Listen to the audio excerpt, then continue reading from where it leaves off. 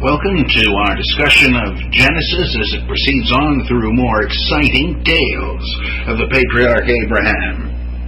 And this is going to involve a couple of the most controversial stories that, we'll start out with Sodom and Gomorrah and see how far we get. This is quite a tale. Much discussed, I think much misunderstood. And again, I'm reading from Theophile Meek's translation of Genesis from the Complete Bible, an American translation. Did I say it's chapter 18? And here we go. Yahweh appeared to him, to Abram, at the terebinth of Mamre, as he was sitting at the doorway of his tent in the heat of the day. Of course, that's just where he would appear, right? Because the terebinth was a sacred grove where one would go to encounter the God that lived in it. Okay, raising his eyes, he saw 3 men standing near him. On seeing them, he ran from the door of his tent to meet them, and bowing to the earth said, "O sirs, if perchance I find favor with you, please do not pass by without stopping with your servant. Let a little water be brought to wash your feet, and stretch yourselves out under the tree while I fetch a bit of food that you may refresh yourselves. Afterward you may proceed on your way, since you will then have paid your servant a visit." "Do as you propose," they said. So Abraham hurried into the tent to Sarah and said, "Quick, 3 seahs of the best flour, knead it and make it into cakes." Abraham then ran to the herd and picked out a bullock, tender and plump, which he gave to his servant, who quickly prepared it. Then taking curds and milk and the bullock that he had prepared, he set them before them. And as he waited on them under the tree, they ate. "Where is your wife Sarah?" they said to him. "Inside the tent there." Now wait a minute. Does he know who these people are? I think it is important to see that he does not. He doesn't know that this is God appearing. God has appeared before and he's never offered him a meal. He thinks these are simply wayfarers. And the writer is going to some trouble to show you that Abraham doesn't care who it is, much less know they are simply strangers, and Abraham is depicted as the ideal host. You have to keep in mind that in a time before you had Holiday Inns and Ramada Inns and all kinds of things all over the place, that your life might depend upon finding hospitable people as you traveled. It wasn't just etiquette. It could be a matter of life and death, and you wanted to show people hospitality if you could, and you hope the word would get around and people would treat you the same way if you ever needed it. So hospitality, very important theme in this story. If you want to see how important this theme was, even hundreds of years later in the ancient world, read what First Clement has to say about it. One of the few interesting things about First Clement, at least it attests in great detail just how important a virtue it was in the ancient world. I mean, it wasn't like there weren't any hostels, but they could be like in the movie Hostel. The stories of Procrustes, which we'll look at a little later, tell you of the dangers of this. Or as Solomon Kane said in one of Robert E. Howard's great stories, he says, "I like not the look of mine host." Well, you might not, and you might be right. And so Abraham being a genuinely hospitable person to whoever shows up is mighty important. Think also of the sheep and the goats judgment in Matthew's Gospel, where the Son of Man at the end of time blesses those who have given help to anybody they ran across, and he says, since you gave me this help when I so sorely needed it, I'm giving you a place in the kingdom of God. And the righteous are saying, well, not that we're complaining, but this has got to be some mistake. Well, we never saw you down and out in the gutter, needing food and new clothes. Sure you did. Remember when you helped that street bum? That was me. Didn't you recognize me?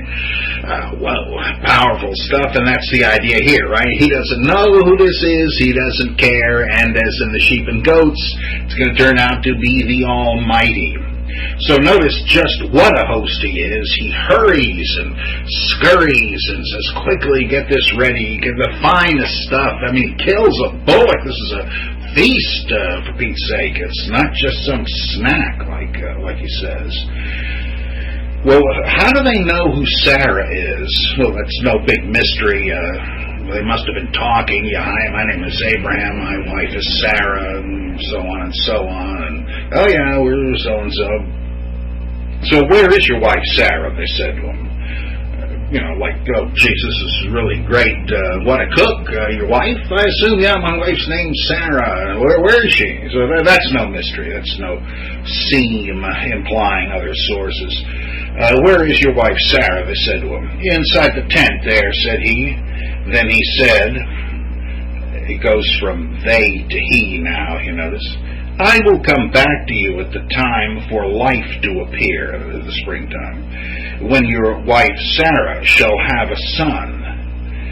Now Sarah was behind the door of the tent listening, since both Abraham and Sarah were old, being well advanced in life, and woman's periods had ceased with Sarah.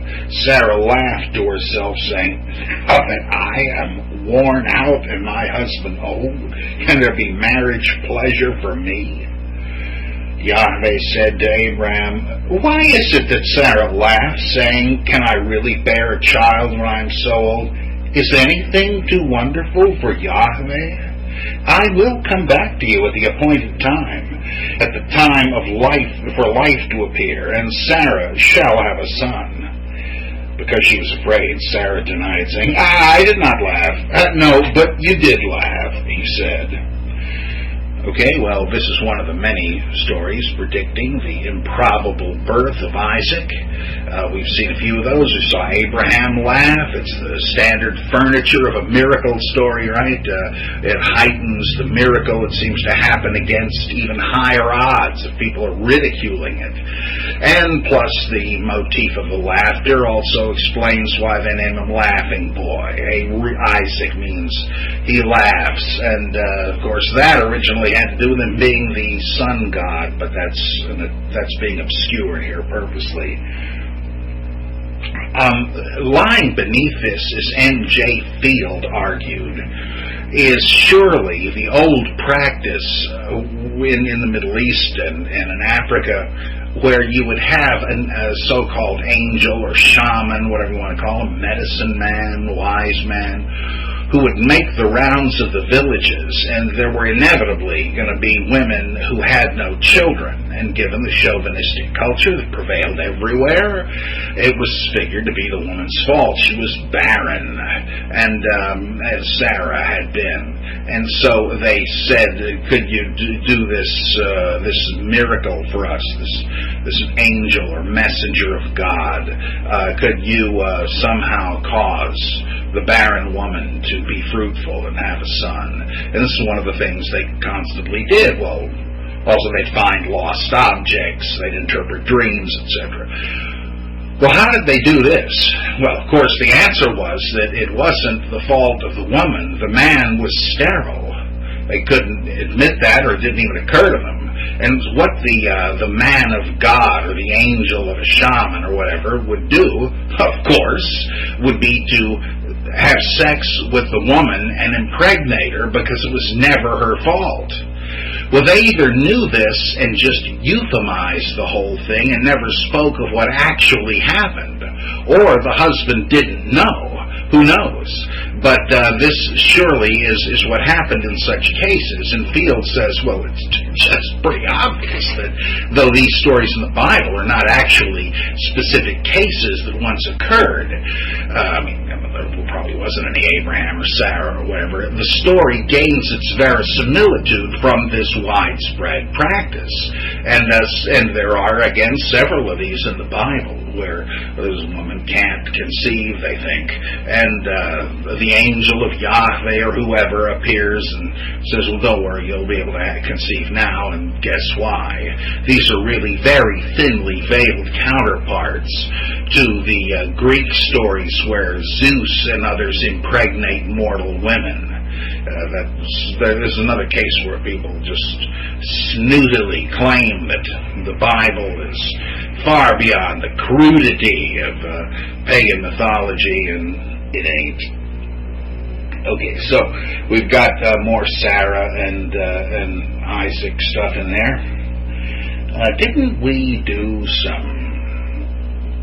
some stories in which Isaac was already born and even grown last time? Well, yes, but we're doing some of these topically, jumping out of the proper sequence. That's why. Okay, so Isaac is still a prospect yet. And we get into another episode within an episode in verse 16. Setting out from there, the men directed their steps towards Sodom, while Abraham went with them to see them off. Then Yahweh thought, shall I hide what I am about to do from Abraham, seeing that Abraham is bound to become a great and powerful nation, and through him all the nations of the earth will invoke blessings on one another? No, I will make it known to him, in order that he may give instructions to his sons and his family after him to keep the way of Yahweh by doing what is good and right, so that Yahweh may fulfill for Abraham what he promised him. In other words, I believe I will let him in on what I'm about to do, because it's a heck of an object lesson. And it's the kind of thing he might want to pass on to his descendants. If he doesn't understand what's happened, he won't be able to do that, but I'll let him in on it so he'll know. So, Yahweh said, verse 20, because the outcry against Sodom and Gomorrah is great, and their sin very grave, I must go down and see whether or not their conduct entirely answers to the outcry against them that has reached me. I would know. So the men departed from there and went off to Sodom, while Yahweh remained standing before Abraham. Now, if you follow this very carefully in any translation you choose, you're going to notice there's a little bit of inconsistency and uncertainty right here. Who is Yahweh talking to as he's deliberating whether or not to tell Abraham? Well, himself. Rarely do we read the thoughts of a biblical character, only when it's necessary for the reader to understand the motivation. Well, okay, so who's he talking to? Well, do we picture in the scene one of the three men talking to the other? Perhaps we do, because we have the pair of men and Yahweh differentiated. In verse 22, the men departed from there and went off to Sodom, while Yahweh remained standing before Abraham. Now, wait a minute, the men? It doesn't say two of the three men. You would think it was all three. It's only this afterthought that implies, well, no, I guess it was just two of them, because Yahweh stayed there. Isn't he in human form? Incognito, as it were. Well, I guess. But you wonder if the story has been augmented a little bit at that point. He says he is going to check it out. Again, you have no thought of an omniscient God here. No, this is a very powerful deity. He is going to destroy the place if it turns out bad. But he needs to find out if the rumors are true. He's heard the outcry, apparently, of victims of Sodom and Gomorrah. It's very similar to in Exodus, where Yahweh says to Moses, I'm not deaf to the cries of my people. Their outcries because of their taskmasters have reached me. Well, apparently, or it's like the souls underneath the heavenly altar in the book of Revelation. How long, O Lord, till you avenge our blood, and so on. Well, that's what I have in mind here, that he has heard the cries of the oppressed and the murdered, etc., in Sodom. We're not yet told what kind of treatment they get, but Sodom has a very bad reputation, or, I think more likely, it's the subject of the plaints of the righteous before God, and he wants to check it out. Right? He does not know automatically. He wants to verify what he's heard. What do you mean? Why is that? Well, I know it sounds a little ridiculous to get this specific, to get this microscopic, but on the other hand, I mean, suppose he has heard prayers, but has not seen any of these events. He's busy doing other things. Well, it's always possible that people are envious of the wealthy in Sodom and are praying down judgment when they don't deserve it. Who knows? To be fair, he's got to check it out, and yet he does not. He sends these men in his stead, though a little later, some of the wording is going to imply that he himself did come. So the story's probably been rewritten a bit and added to. Well, just to prepare the ground here, there is a similar set of stories in Greek mythology preceding the flood myth. There, too, it's a judgment story. And in the Bible flood story, God simply knows how rotten the human race is. He doesn't need to verify it.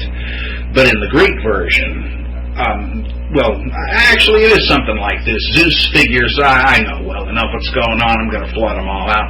Hermes comes to him much like Abraham does here, and he says, now wait a minute, they can't all be that bad. How about this? I was just listening to the cable news today, all sorts of rotten stuff every day, telling me they don't deserve it. And Hermes says, well, some of them do, but you're talking about wiping out the whole species. Tell you what, let's you and I go down in incognito and see what kind of treatment we get. That'll be a good thermometer, a good measuring stick to see how people treat strangers. And Zeus says, well, all right, I got the time. So famous stories ensue. In one of them, they go down to, I forget the names, I don't have it in front of me, but they are made welcome by a king. And they figure, well, so far so good. He doesn't know us from Adam, and he's apparently a generous soul, but then it turns out the bum's a cannibal. And the story gets worse and worse, and needless to say, that's all right. I told you so, Hermes. This guy deserves death. And then there's the famous story echoed in Acts 14 about Baucis and Philemon, the old couple who live in a hut. They have virtually nothing, like the widow of Zarephath, and the gods appear there just as strangers, and they say, welcome, strangers. I'm embarrassed we have so little to offer you. This is really our last meal, but might as well share with you. And strangely enough, though they start out with a jar of wine that has only the dregs in it, they keep pouring glasses of wine and it never runs out. And Baucis, the husband, says, wait a minute, this can't be. You guys wouldn't be gods, would you? Well, you found this out. And to tell you the truth, we were looking for somebody like you. You will not face the judgment of Zeus on the human race. What would you like? Let us grant you a favor. And so they say, well, really, we're old. We don't expect to live long. The thing we would like best is to spend the rest of our days as priest and priestess in a shrine for you. He says, so be it. And when you're done, when you reach the end of your life, the both of you will become trees adorning this chapel. And that's great. Just like in the book of Revelation, I will make those who overcome a pillar in the house of my God. There's Baucis and Philemon allusions. Just like when Paul and Barnabas are taken to be Hermes and Zeus by the local populace, right? Same thing. So, Hermes is right about this couple. Then they go to a third one. To tell you the truth, I forget what happens in that, but it doesn't come out too well, and 2 out of 3 convinces Zeus to flood the world anyhow. Well, this is kind of what you got here. And in fact, it's like you've just seen the good experiment, and you're about to see the bad one. You've just seen Abraham prove his worthiness. Of course, he's not in Sodom, but it has the same sort of effect. Here's a good example of a person that practices hospitality. He entertains angels unaware, as Hebrews says about this passage. And he doesn't know, he doesn't care. If they hadn't have been angels, he wouldn't have been disappointed. He didn't think they were anyway. They're just people. They need help. My pleasure to give it to them. Okay, so he's about to announce his plans for destruction, and Abraham instantly, you notice, realizes there's trouble ahead. It does not occur to Abraham that Sodom is going to get a clean bill of health. Right? He's heard the rumors too, but he starts taking the same role Hermes has, trying to avert the wrath of God. And so this is in verse 23. Abraham then went up to him and said, "Wilt thou really sweep away good along with bad? Suppose there were 50 good men in the city. Wilt thou really sweep it away and not spare the place for the sake of the 50 good men that are in it? Far be it from thee to do such a thing as this, to make the good perish with the bad, so that good and bad fare alike. Far be it from thee. Shall not the judge of the whole earth himself act justly?" Whew! That takes some guts. And like the psalmist and like Job, this guy's not cringing before God. So Yahweh said, "If I find in Sodom 50 good men within the city, I will spare the whole place for their sake." That was a little easier than he thought. Abraham rejoined, "Here I am, venturing to speak to Yahweh, and I mere dust and ashes. Suppose there are 5 short of the 50 good men. Wouldst thou destroy the whole city by reason of the 5? I will not destroy it if I find 45 there," he replied. Why is he haggling like this? Well, because Abraham's heard those rumors. He's beginning to be afraid he might have aimed too high. He might be overestimating the amount of good people there are. And, of course, there's Lot. Right? His nephew is there. He wants to save his skin. And so, again, Yahweh is surprisingly accommodating. Won't quibble over 5. Once more he said to him, verse 29, "Suppose only 40 are to be found there." "I will not do it for the sake of the 40, he replied. Then he said, "Pray, let not Adonai be angry if I should say, suppose only 30 are to be found there." "I will not do it if I find 30, he said.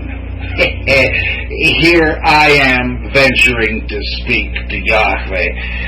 Suppose only 20 are to be found there, he said. "I will not." This reminds me of Maxwell's line. "Would you believe 30? I will not destroy it for the sake of the 20, he said. Then he said, "Pray, let not Adonai be angry if I should speak just once more. Suppose only 10 are to be found there." "I will not destroy it for the sake of the 10, he said. Now, this is, Yahweh is quite a pushover here, isn't he?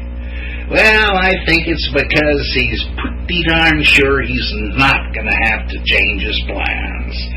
Sure, name anything you want. I don't think it's going to be a problem. And indeed, there are not going to be. 33, as soon as he finished speaking to Abraham, Yahweh went away while Abraham returned home. Hoping for the best, one might add. 19:1. The 2 messengers, or angels, take your pick, arrived at Sodom in the evening while Lot was sitting at the gate of Sodom. When Lot saw them, he rose to greet them, bowing his face to the ground. Now, what's he doing there? What is he, a welcoming wagon or something? He could be. It might imply that he is now so high up in the social structure of Sodom, being incredibly rich, that he's there in the shade of the gate, which would be like a little tunnel under a wall of the city. He's sitting there in the shade with the other elders, and that people with complaints would come and plead their cases before the elders of the city, and that Lot's one of them. So I think that's kind of hinted that he's sitting in the gate of the city rather than home, because he's an official. But he certainly does take upon himself the welcoming committee role as one of the patrons of the city, bows his face to the ground and says, "If you please, sirs, come over to your servant's house to pass the night and wash your feet. In the morning you may rise early and go on your way." You see, this is just like Abraham meeting the same guys. Lot, too, is a noble and gracious host. He doesn't know who they are. It says angels, you know already that they're from Yahweh, but they don't have halos or wings. They never describe angels that way. These people are just travelers as far as he knows, and as far as the men of Sodom know, too. But they said, "No, we will pass the night in the open." He pressed them so strongly, however, that they went over to his home and entered his house, where he prepared a feast for them and baked unleavened cakes for them to eat.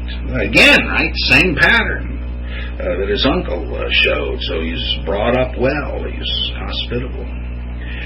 Verse 4, before they lay down, the townsmen, the men of Sodom, from the youngest to the oldest, all the people, to the last man, surrounded the house and shouted to Lot, "Where are the men who came to your house tonight?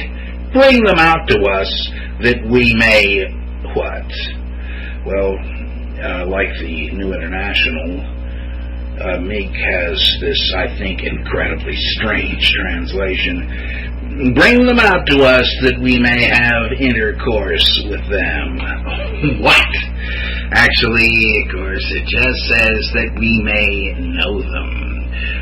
The question is this one of the 10 or 11 or 12 places in the Hebrew Bible where knowledge is used as a euphemism for sexual intercourse? I think not. I mean, fundamentalists always say that it is, but I think that is a big mistake, and I will try to show it. It's not grossly it's not impossible, it's not even implausible, but it seems to me it is improbable in the final analysis. Now, let me just tell you one thing. We do know from ancient Greek jars with paintings on them and so on that men in the conquering, victorious army would humiliate prisoners of war by having anal sex with them against their will. Was anybody in the picture gay? No. The whole point is that everybody involved was a heterosexual, but that the victors are telling the vanquished, "You're girly men." Right? I'll show you who's the man around here.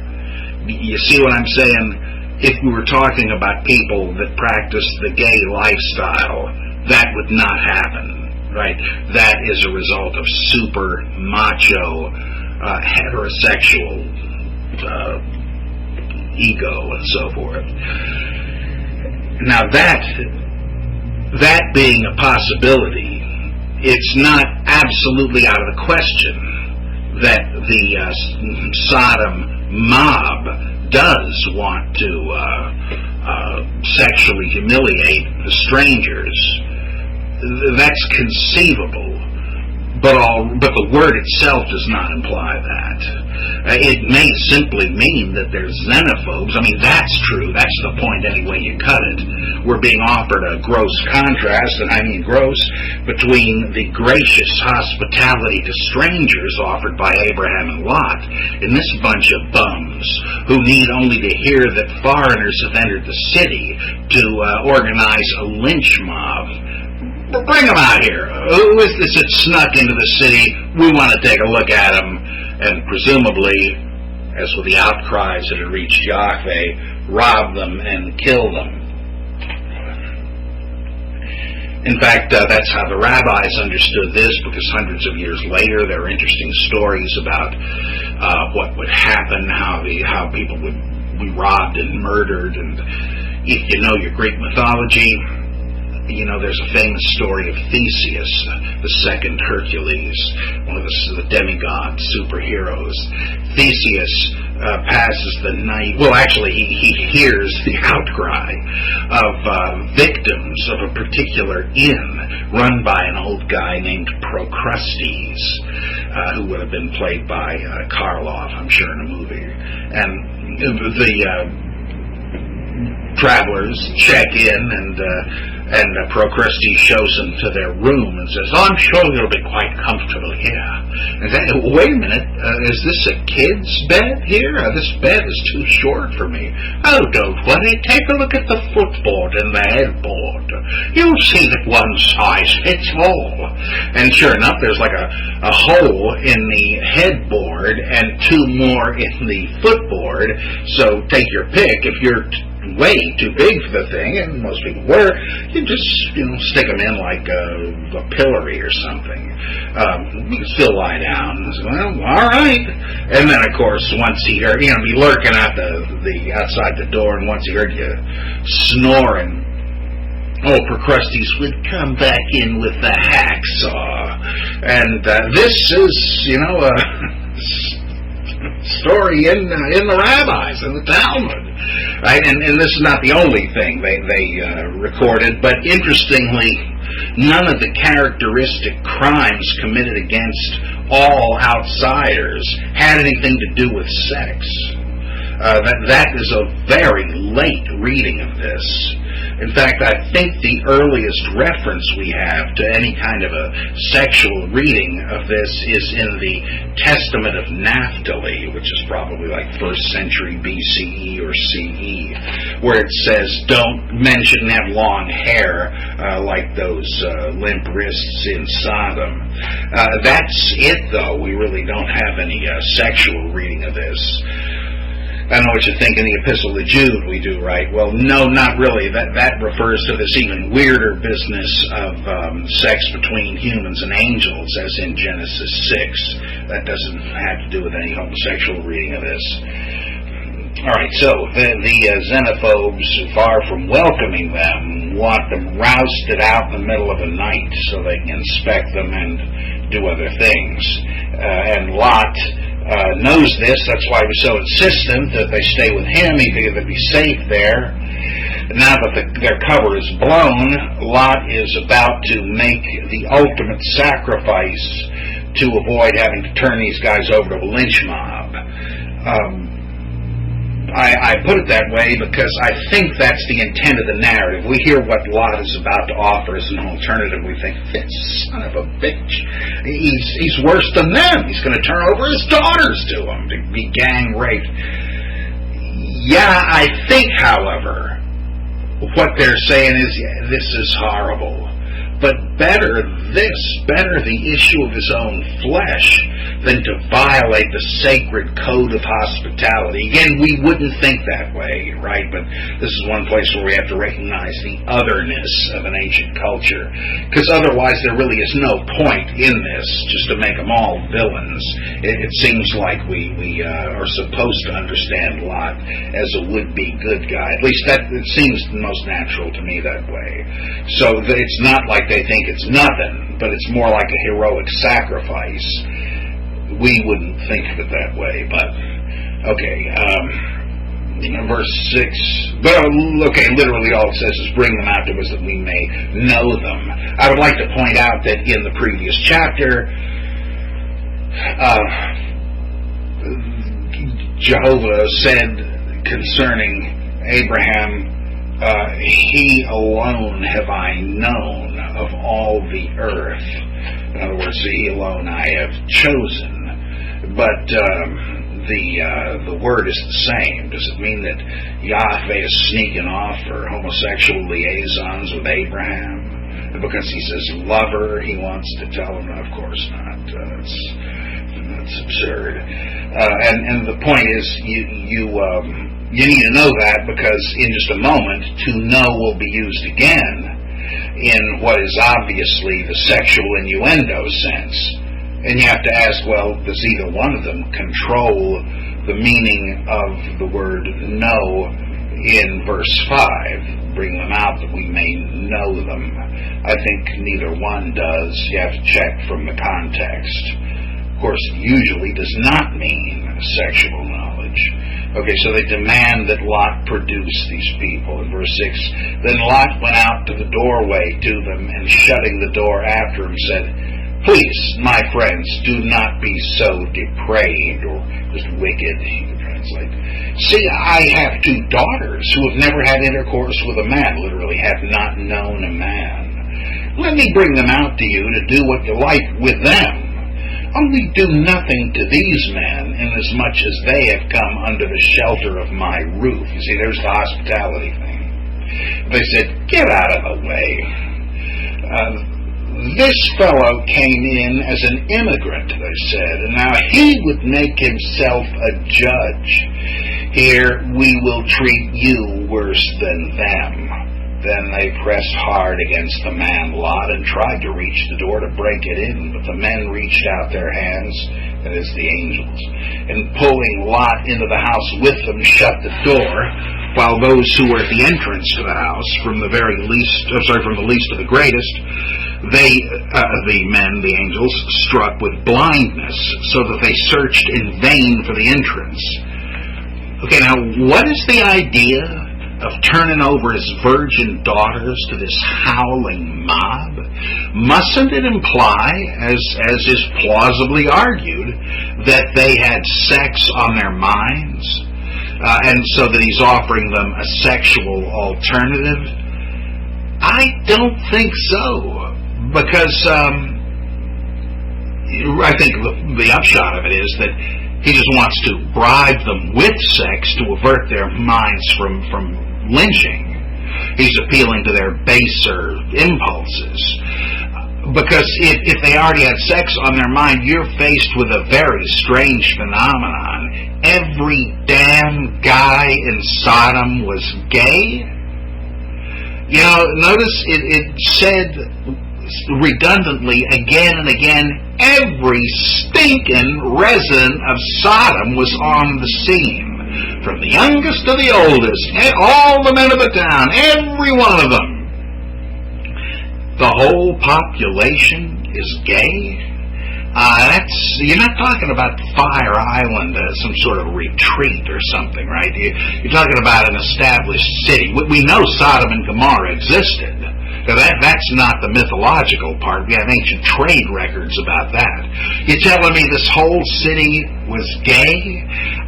Nah. And if they were, would they give a hoot about Lot's daughters? I don't think so.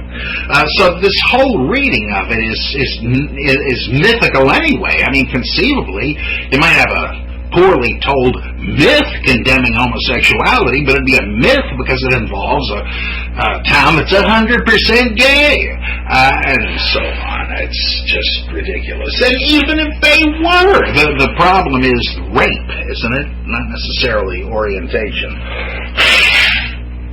Okay, so I will go into a piece of collateral scriptural evidence about this in a moment, but it seems to me they want to lynch them and rob them. And, alright, they threaten Lot. And they get blinded, and they can't even find the door anymore, which is a little bit much, sort of like a Three Stooges movie. Then the men, the angels, said to Lot, if there is anyone else belonging to you here, sons-in-law, sons, daughters, or anyone at all that belongs to you in the city, take them out of the place, for we are about to destroy this place, because the outcry against it that has come to Yahweh is so great that Yahweh has sent us to destroy it. Didn't Lot just say he had 2 virgin daughters? Well, he didn't say they were his only daughters. So they may be assuming, well, you might have a larger family. But in fact, the women are engaged, and so their fiancés count as sons-in-law, the way they categorize these things in the ancient Middle East. So, verse 14, so Lot went out and said to his sons-in-law who had married his daughters, leave this place at once, for Yahweh is about to destroy the city. But his sons-in-law thought that he was jesting. Yeah, right, good one, Dad. When dawn appeared, the angels urged Lot on, saying, Bestir yourself, take away your wife and the 2 daughters that are at hand, lest you be swept away in the punishment of the city. When he hesitated, the men, because of Yahweh's pity on him, seized his hand and those of his wife and 2 daughters, and bringing them out, they left him outside the city. After they had brought them outside, they said, Fly for your life. Do not look behind you, nor stop anywhere in the valley. Fly to the hills, lest you be swept away. We're going to stop there for the moment. Here's a famous mythical scene. Don't look back. If you do, you will hesitate. You will be caught in the doom that is about to overtake the place. Now, before we go into a cluster, really a set of barnacles that have gathered on the hull of this story of the judgment of Sodom and Gomorrah, let's just look at the doom of it. In 24, Yahweh rained the sulfur and fire from the sky on Sodom and Gomorrah, devastating those cities and all the valley, with all the inhabitants of the cities and the vegetation of the land. Okay, there's more to it, but yeah, all right, let's destroy it. Why does it say that Yahweh rained fire and sulfur from the sky, etc.?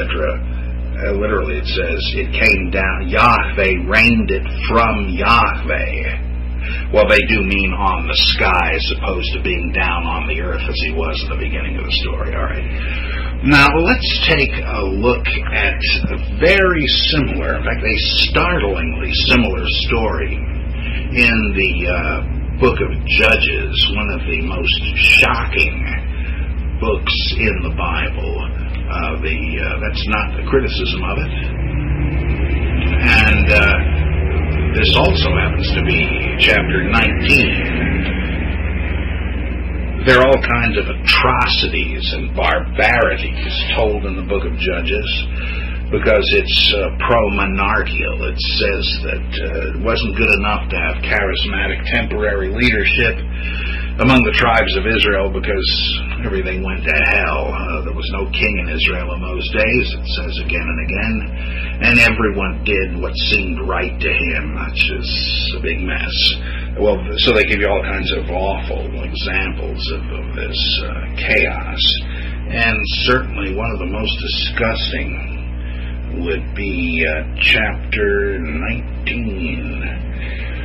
In those days, when there was no king in Israel, there was a certain Levite residing as an immigrant in the distant parts of the highlands of Ephraim, who took to himself a woman from Bethlehem in Judah as consort. But his consort became angry with him and left him for her father's home at Bethlehem in Judah.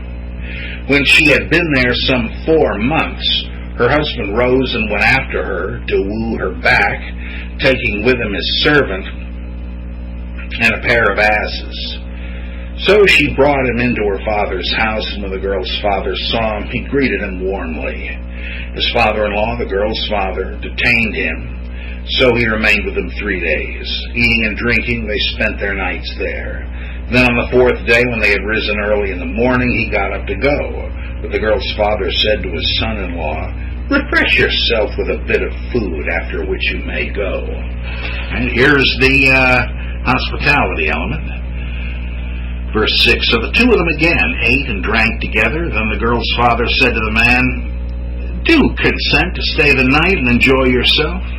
The man, however, got up to go, but his father-in-law urged him so strongly that he stayed another night there. On the morning of the 5th day, he rose early to go, but the girl's father said, do take some nourishment. So they passed the time until afternoon, the 2 of them eating. Then the man got up to go with his consort and servant. But his father-in-law, the girl's father, said to him, see, the day is drawn to its close. Do stay the night. Here it is, the close of the day. Stay the night here and enjoy yourself. You may rise early tomorrow for your journey and go home. However, the man would not stay the night, but got up and left and reached a point opposite Jebus, that is Jerusalem. as it will later be called, having with him a pair of saddled asses and his consort as well. As they were near Jebus, with the day far spent, the servant said to his master, "Come now, let us turn aside to this city of the Jebusites and spend the night in it." But his master said to him, "We will not turn aside to a city of foreigners who do not belong to the Israelites. We will go on to Gibeah." He figures he's going to get a good reception there from his countrymen, right? Well, is he in for a rude shock? As is the reader, one might add. Let's see. Verse 13, "Come," he said to the servant, "let us reach one of the places and spend the night in Gibeah or Ramah." So they passed on and went their way. And the sun went down on them close to Gibeah, which belongs to Benjamin, the tribe of Benjamin, right? So they turned aside there to enter and spend the night in Gibeah. When he entered, he sat down in the open square of the city, since no one offered to take them into the house to spend the night. But just then an old man was coming in from his work in the field at evening. Now the man belonged to the highlands of Ephraim, and had settled as an immigrant in Gibeah, whereas the men of the place were Benjaminites. When he raised his eyes, he saw the traveler in the open square of the city. So the old man said, "Where are you going, and where'd you come from?" He said to him, "We are passing from Bethlehem in Judah to the distant parts of the highlands of Ephraim, where I belong. I went to Bethlehem in Judah, and I'm now on my way home, but no one offers to take me into the house, although there is both straw and fodder for our asses, and also bread and wine for myself and your maidservant and the boy with your servants, there being no lack of anything." "Be at ease," the old man said. "All of your needs shall be solely my care. Only you must not spend the night in the open." So he took them home and gave the asses fodder, and after they'd washed their feet, they ate and drank. I mean, this is almost word for word, right? Look, believe me, you don't want to spend the night in the city, whatever you do in the city street. Come on into my house, I'll feed you. Verse 22, while they were enjoying themselves, the men of the city, base fellows, surrounded the house. They kept pounding on the door and said to the master of the house, the old man, "Bring out the man who has come to your house, that we may know him." Now again, Meek translates it, "have intercourse with him," but it doesn't actually say that, right? It just says that we may know him. Let's see. We're lucky here, because in the issue of the thing, we have the story summarized by one of the characters, and he tells us what the crowd intended. Interesting. All right. The master of the house went out to them and said to them, "No, my friends, please do not be so depraved. Now that this man has entered my house, do not commit this carnal deed." Well, this outrageous act, actually.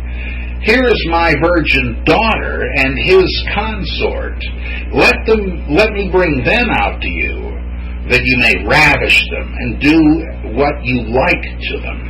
But against this man you must not commit a deed so carnal or wicked."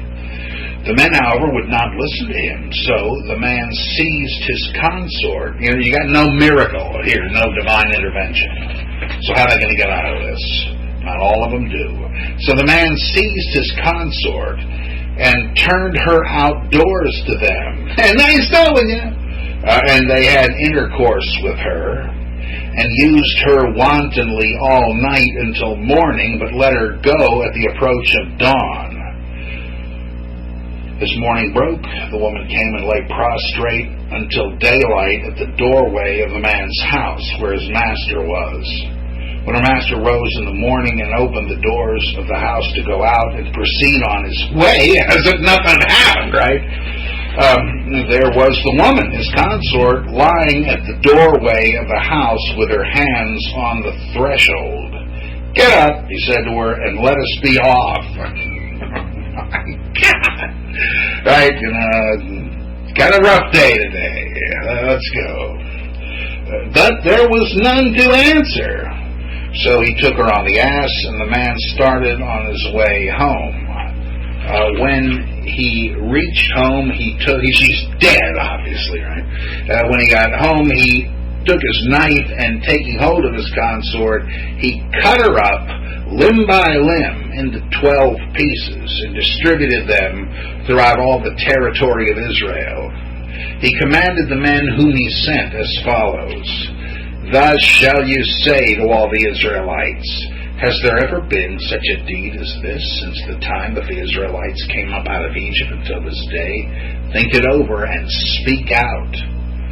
Then all the Israelites marched forth in the community to a man from Dan to Beersheba, along with the land of Gilead, gathered to Yahweh at Mizpah. And the leaders of all the nation, all the tribes of Israel, took their stand in the assembly of God's people, 400,000 foot soldiers armed with swords. The Benjaminites heard that the Israelites had gone up to Mizpah, because they're mobilizing against them. "Speak out," said the Israelites. "How did this crime happen?" The Levite, the husband of the murdered woman, in reply said, "To Gibeah, which belongs to Benjamin, I came with my consort to spend the night, but the citizens of Gibeah rose against me, and at night surrounded the house against me. Me they intended to kill, and my consort they ravished so that she died. Then I took hold of my consort, and cutting her in pieces, I distributed them through all the country in the possession of Israel, for they had committed a foul and carnal deed in Israel.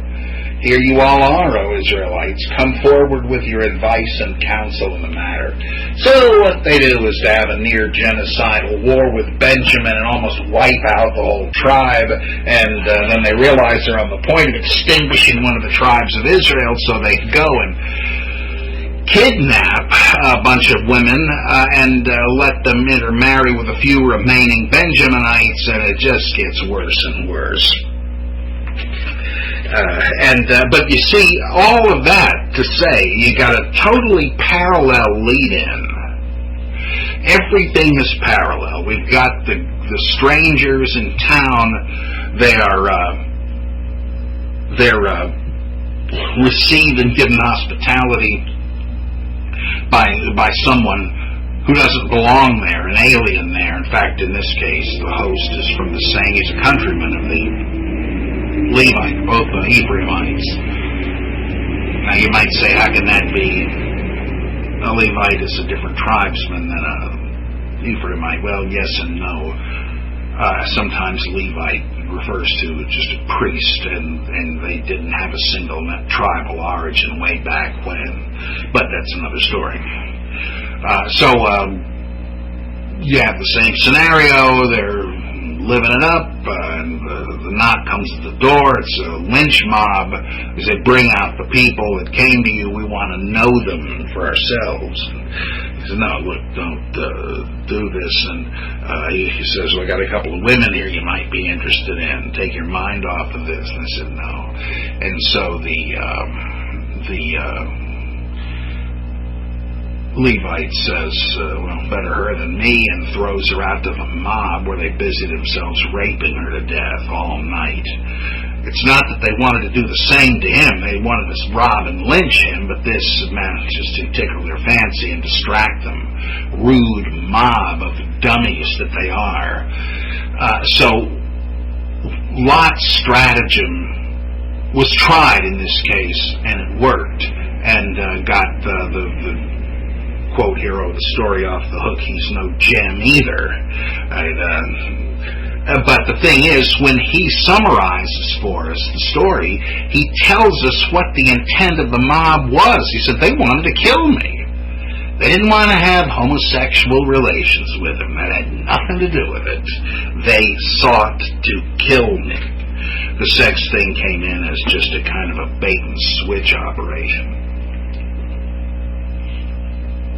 Now, I think that the story is so parallel to Genesis 19 that the one is another version of the other. I don't know which is first, but I kind of think the judge's part is is earlier, because in a case where you have two versions of a story, and in one the innocent suffers and in the other they're rescued magically, that implies somebody couldn't keep telling the original story and tried a docetic version. Just as Jesus dies on the cross. Oh no, he didn't. He was rescued from the cross and so forth. Or in the Iliad, Agamemnon sacrifices his daughter Iphigenia to get Athena to allow the winds to whip up and to get the Achaean navy out of port and on the way to invade Troy. But in Livy's account much later, Iphigenia doesn't die. She's replaced magically by a doe who is killed while she's spirited away magically elsewhere. So my guess is the one where the innocents are rescued is the later one here too.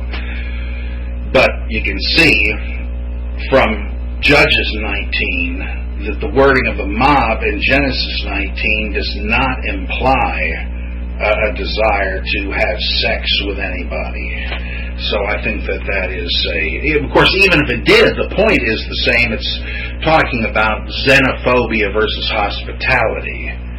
Now, the question is, what is it that they planned to do that was such a gross violation of hospitality? Was it rape? Was it lynching and robbery? I think the latter.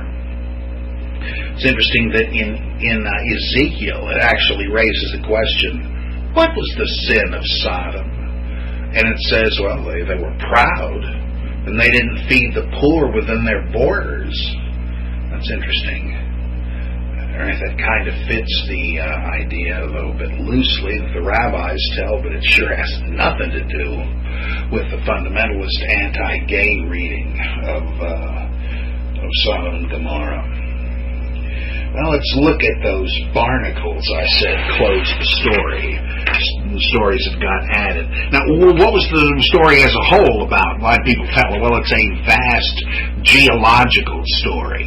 It's a story told to explain the fact that where once the thriving cities of Sodom and Gomorrah existed, which they did, remember. That isn't a myth. There really were such cities. In the storyteller's day, there was naught but a salt desert. Now, that kind of reminded them, probably, of what conquering armies did to the cities, the people they really hated. Like when Rome defeated Carthage, they didn't just kill everybody. They didn't just level the thing to the ground. They also sowed the ground with salt to destroy its fertility forever. Nothing could ever grow there again. And so that's what's happened with Sodom. Were they defeated in a battle? Did somebody give them the same treatment Rome gave Carthage? Yeah, probably so. Who knows? But somebody figured, they ain't there anymore. These people must have royally offended the Almighty. And how better to do it than trying to lynch a couple of his angels.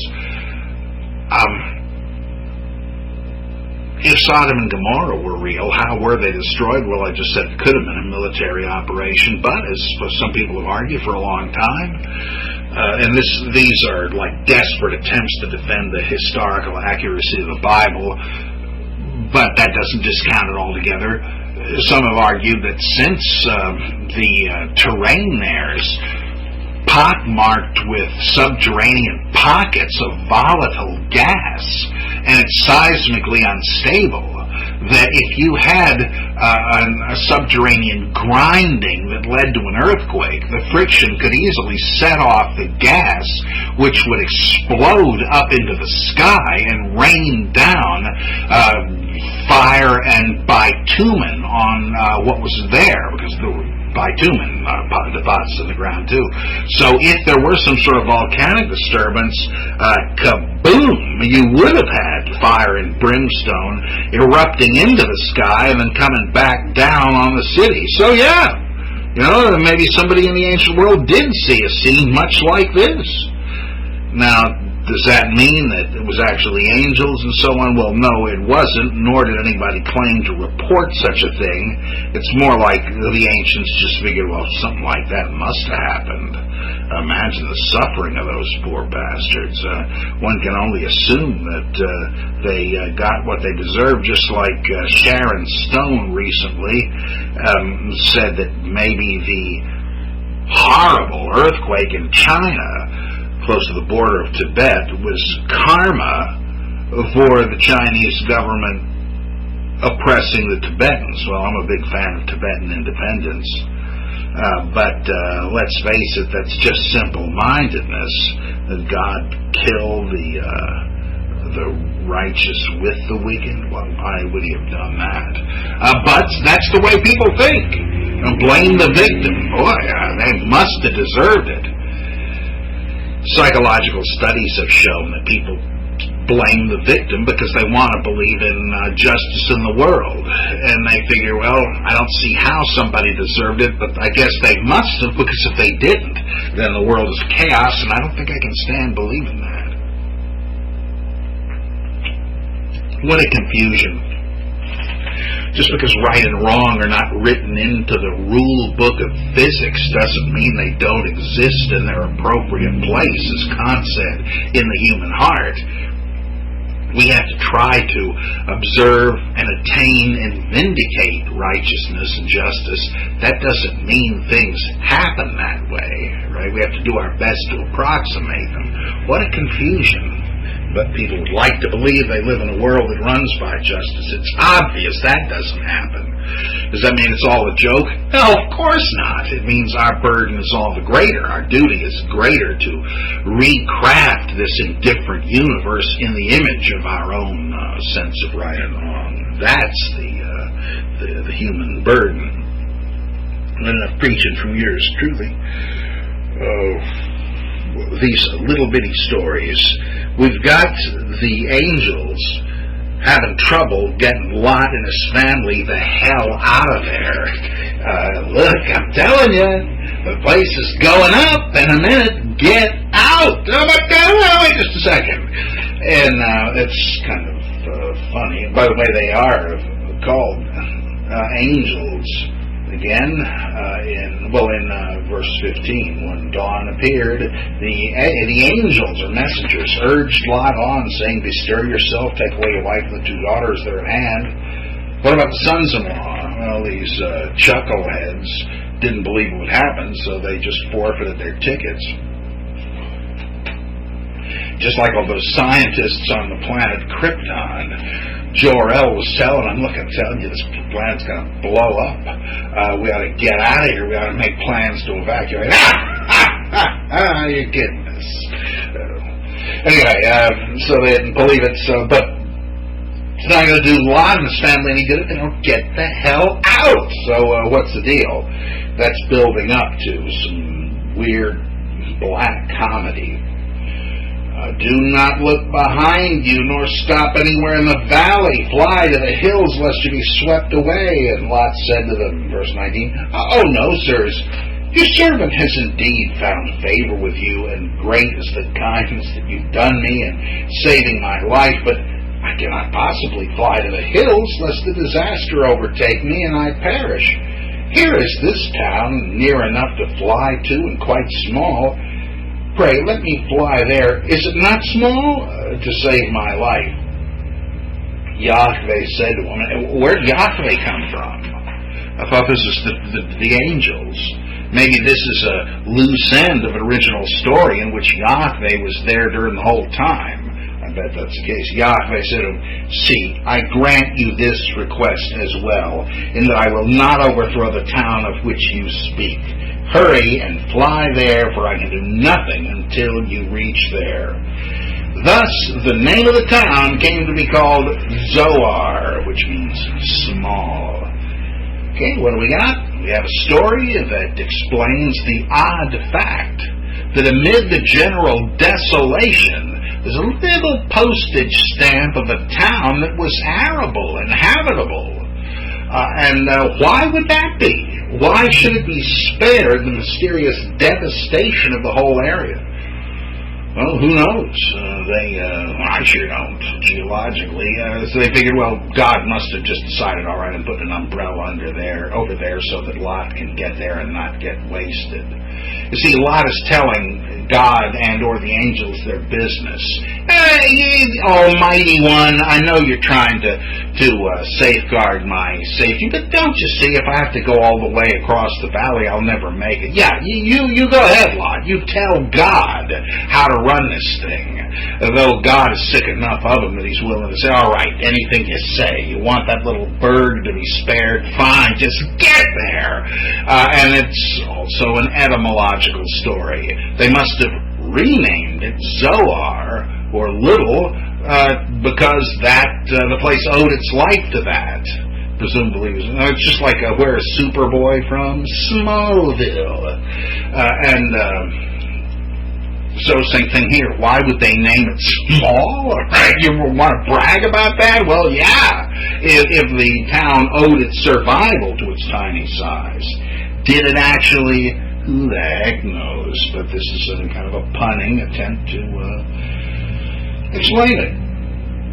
But that's not the end of it. Verse 23, just as the sun rose over the earth and Lot entered Zoar, Yahweh rained sulfur and fire, and Meek is amending the text, from the sky on Sodom and Gomorrah. Actually it says, Yahweh rained sulfur and fire from Yahweh out of the sky on Sodom and Gomorrah. He's trying to correct the idea that he's hanging around downstairs. Devastating those cities and all the valley with all the inhabitants of the cities and the vegetation on the land. And Lot's wife had looked back and had become a pillar of salt. When it rains, it pours. I just like the Morton salt label. She just couldn't do what the angel said. She had to take one last lingering look back. Maybe she's thinking of her brand new appliances that were lost. You remember the great line at the end of Time Bandits? If you'd have been half a man, you would have gone in after the blender. Maybe that's what she's thinking too. But she was paid for her folly because she became a pillar of salt. I always assumed that meant she was alchemically changed, zap, by magic. I don't think that's what they're trying to say. Given the whole scene of the stuff coming down from the sky, molten globs of decimating rock salt, I think the point is that she's enveloped and encased in the stuff. But anyway you cut it, this is the great geological story, right? There's something you don't see every day, Chauncey. What's that, Edgar? A pillar of rock salt shaped like a woman. Well, in fact, it wasn't that uncommon. There have been wind-eroded pillars, stalagmites of rock salt in the area for ages, so that different pilgrims have recorded, saw Mrs. Lot this morning. Probably wasn't even the same one, but nonetheless, you've seen one of these things and you think, hubba, who is that? Oh, it's not a who, it's a what? It's a rock stalagmite made of salt. Geez, why does it look so much like a woman? Well, it must have been one. Well, not the only one of these types of things, right? There was a rock formation, again, wind eroded, that the Arabs said had been a running flock, if that's the word, of gazelles, and that they were so beautiful that Allah decided to preserve them for everybody to see by petrifying them instantly. When you get up close to them, you see they don't really look like a statue of gazelles, but from a distance they kind of do, impressionistically. And so somebody said, all right, they must have been. I love that kind of thing. It's a colorful, picturesque way of commenting on what it looks like. And then here again, it was their theory of it. Were these people stupid savages? Well, no. No, they never would have used their considerable wits to come up with stuff like this. We don't know how literally they took this stuff. I kind of assume they did take it literally. They were trying to come up with the best explanations they could, but who knows? Maybe they thought of them as jokes. In his great book, Oral Tradition as History, the anthropologist Jan van Sina recounts how he was talking to a tribal chief in sub-Saharan Africa, and he was getting a guy to recount all the lore of their tribe, creation myths and hero myths and so on. And he's writing down, he says, "Now, Chief, you're telling me this is true, right? This really happens." Of course it's true. You think I'm lying? I'm sorry, I didn't mean to offend you. I just want to make sure I get this straight. So then he tells him another story, equally outlandish. And he says, "Now, this is just as true as the other one, right?" I said, "What, are you crazy? Don't you know a joke when you hear it?" Well, no. And Vancina says, if you're not a member of the culture, you got to be darn careful distinguishing all of it sounds equally strange to an outsider. So what do they mean? Are they telling history or legend? Do they know the difference? How do they decide which is which? You got to do a lot more asking, and of course we are not in the position to do any such asking. So my assumption is these things were taken literally by the ancients, but who knows? Even if they were, and that's my point here, these are very clever stories. That shows native intelligence. It's the kind of intelligence that's chomping on the bit to get started with science once it's possible to do that. And you just couldn't do it without that technology, which, however, wits like these eventually came up with. But until they had it, they weren't just going to turn their brains off, so they came up with these great stories. The real perverse thing, though, is when people today insist that the stories are literally true. There, you've really got an insane asylum of a religion on your hands. All right. It's not over yet. It only gets worse. So Lot's wife is the Morton Salt gal. Verse 27. Next morning, when Abraham went early to the place where he had stood before Yahweh, he gazed towards Sodom and Gomorrah and all the region of the valley, and saw smoke from the land rising like smoke from a kiln. Thus it was that Elohim remembered Abraham when he destroyed the cities of the valley by sending Lot away from the catastrophe, when he devastated the cities where Lot lived. Okay, he did it not as a favor to the ungrateful, pain in the rear Lot, but though he wasn't as bad as his neighbors, but he did it as a favor to Abraham. So you almost think of God saying, "Wouldn't you rather be rid of this guy?" I know I would. But the story's not over yet. Verse 30. Accompanied by his 2 daughters, Lot left Zoar to go up and live in the hills. Zoar's not good enough for him, right? He's haggling over that. Once he gets there, he leaves. For he was afraid to live in Zoar. And he lived in a cave with his 2 daughters. That's great. Right? The older one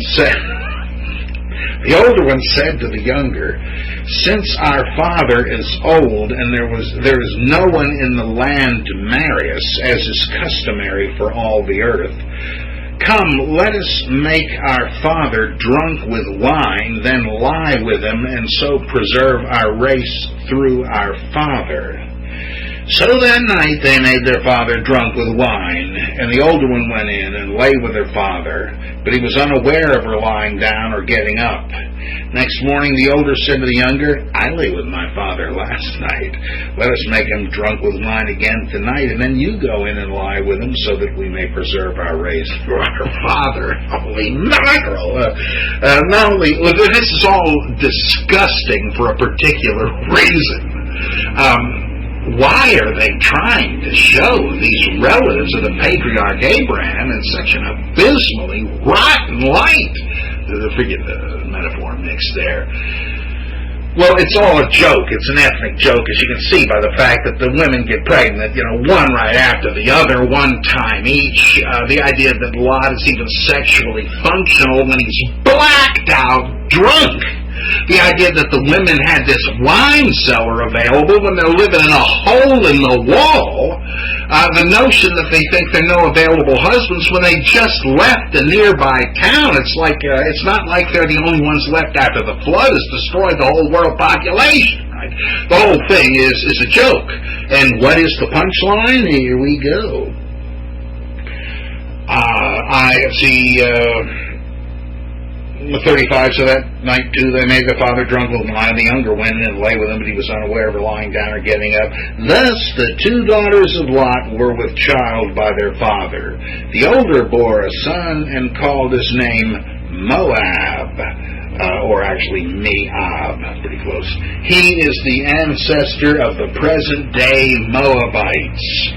The younger also bore a son and called his name Ben-Ami. He is the ancestor of the present-day Ammonites. Me'ab means from a father. So I've had this child. It's like Jerry Springer stuff, right? From my father. And the other one, Ben-Ami, son of my people. Literally. And of course, you see, the point here is, well, that explains the moronic character of our kindred, I have to admit that, neighbors, the Moabites and the Ammonites. Yeah, I can't deny we're related to them. We go way back. But they're all stupid, vicious, web-footed hicks. And now you know why. So it's just an ethnic joke. And no doubt the Moabites and the Ammonites had similar ones about the Israelites, right? They'd be cracking up around the fireplace. Hey, you hear the one about the Ammonites? Well, those Moabites so vicious. Oh, I'll tell you, here it is. So it's an ethnological story, right? Incredible. That is some weird, wild stuff. You don't just hear of the Ammonites in the Bible. What's the capital of Jordan? It's Amman. Doesn't just sound like it. That's the same name. That goes way back. You're dealing with the same cast of characters. These little postage stamp kingdoms that were bordering on each other. They figured they were all related. They were all the same ethnic type, which is true. The Israelites were simply, as this recognized, they weren't invaders from without. They were simply the countrymen of these people who were fighting all the time. Okay, so there is aberrant sexuality in this story, but I think it is not part of the actual Sodom incident. It's part of the aftermath, which condemns. Well, it doesn't even condemn incest. It assumes everybody knows that's wrong, but that Lot's idiot daughters resorted to it because they thought, well, better carry on a tainted line than no line at all. Need I say the Moabites and the Ammonites cannot have looked at it that way, but they've gone down in history with this.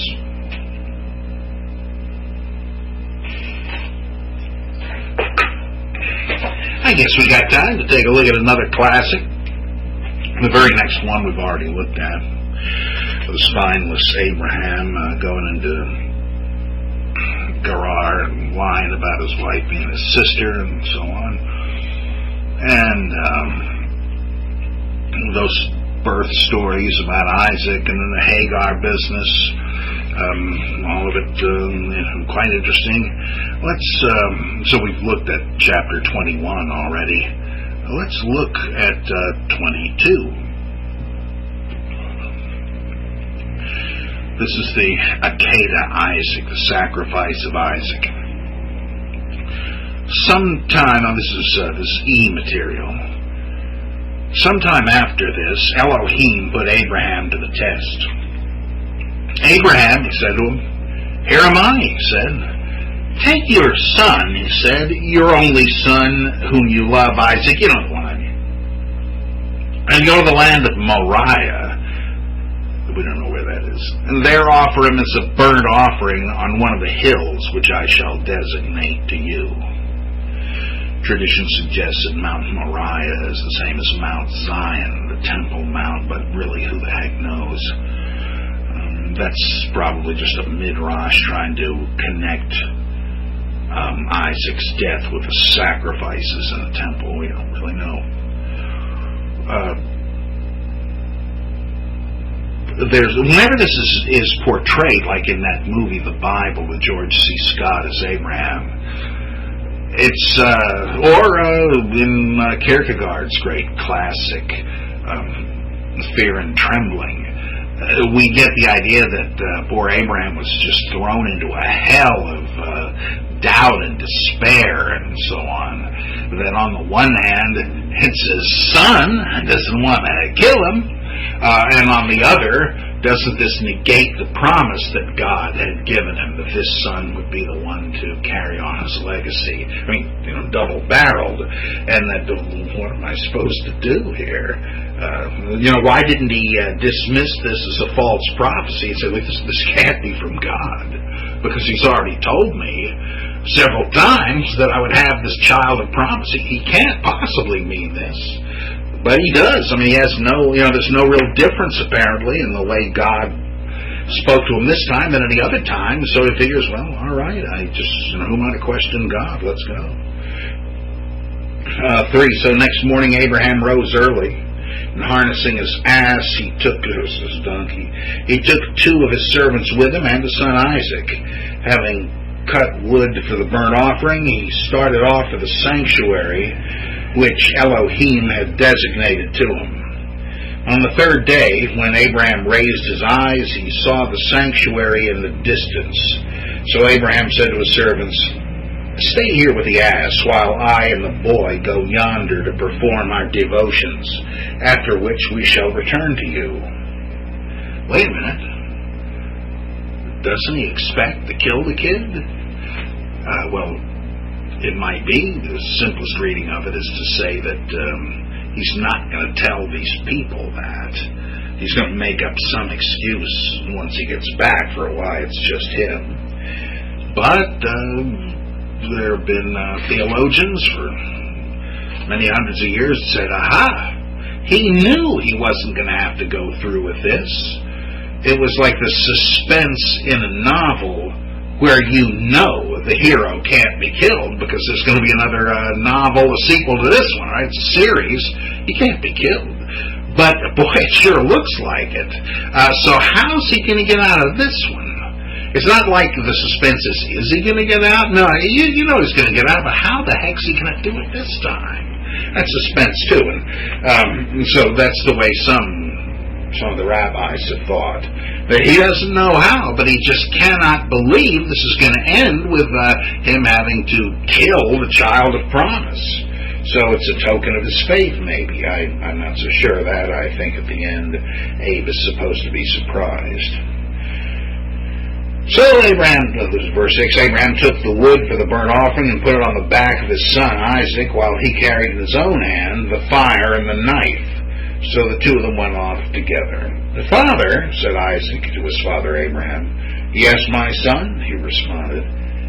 "Here are the fire and the wood," he said, "but where is the sheep for a burnt offering?"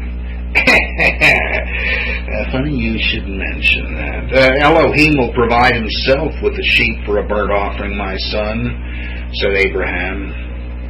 Now, what does that mean?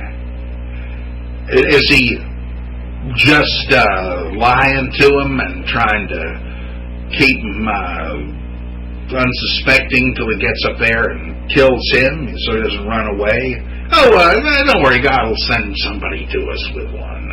I've made arrangements. Some priest is going to come.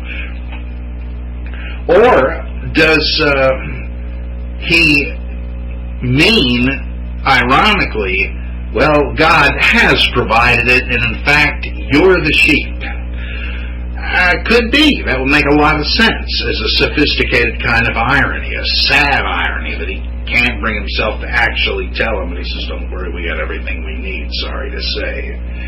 Or is it possible that this has been interpolated in a later telling of the story, and that the storyteller just could not imagine Father Abraham would have been willing to go through with this? So he figures, he must have known something would happen. God would pull some kind of a rabbit out of the hat, and he must have figured out what would actually happen. And it did. So he said, look, don't worry, this is just kind of a charade we're going to go through. We're going to get up there without the sheep, but then God's going to send an angel to point one out with his ram horns in the thicket. So that he actually knew the whole thing, just as like in the Gospels, where Jesus is telling the disciples, look, we're going to go to Jerusalem, and I'm telling you right now, I'm going to get arrested by the pagans. They're going to spit on me and beat me up and hand me over to the Romans, and I'll get crucified and then rise from the dead. But they're not hearing any of this, because when it starts happening, they say, what the hell is this? And run away. They're shocked when the resurrection happens and so on. So New Testament scholars conclude that these predictions of the Passion have been added in there by Mark just for the reader's benefit. Look, don't worry, this is not going out of control. This is supposed to happen. This is the plan of God. Well, this looks kind of that way to me, to tell you the truth. Somebody has augmented the story and kind of killed it, letting you know ahead of time the butler did it. But he'd rather do that than have you think, what kind of a creep is Father Abraham? Well, all right. Then thereupon the two of them proceeded on their way together. Verse 9, when they arrived at the sanctuary, which Elohim had designated to him, Abraham built the altar there, arranged the wood, and binding his son Isaac, laid him on the altar on top of the wood. But as Abraham put out his hand to grasp the knife to slay his son, the angel of Yahweh called to him from the heavens, Abraham, Abraham. Here am I, he replied. Do not lay hands on the boy. He said, do nothing of the sort to him. For I now know that you revere God, and that you have not withheld your son, your only son, from me. Abraham raised his eyes. He saw behind him a ram caught in the brushwood by its horns. So Abraham went and took the ram and offered it up as a burnt offering in place of his son. Then Abraham called the name of that sanctuary Yahweh Yireh, which is today interpreted as at the hill of Yahweh provision is made. Then we have a Deuteronomic interpolation. A second time, the angel of Yahweh called to Abraham from the heavens. Okay, that second time, that's obviously a redactional seam. Just like that thing, Abraham went to Egypt again during a famine. Not the first famine back in chapter 12, mind you, but another famine. Yeah, that's the thing. So, redactional seam. Also notice Yahweh, not Elohim. I swear by myself, it is the oracle of Yahweh, that since you have done this and have not withheld your son, your only son, I will indeed bless you, and will surely make your descendants as numerous as the stars of the sky. And that's what they were originally, remember? Abraham's the moon, his children were the stars. Or the sands that are on the seashore, so that your descendants shall take possession of the cities of their enemies. And through your descendants all the nations of the earth shall invoke blessings on one another, just because you heeded my injunction. Verse 19 is the conclusion of the original story, which was an E-story. Abraham then returned to his servants, and together they started off for Beersheba, and in Beersheba Abraham made his home. Then here's another seam and another Deuteronomic interpolation. Sometime after this, word came to Abraham as follows.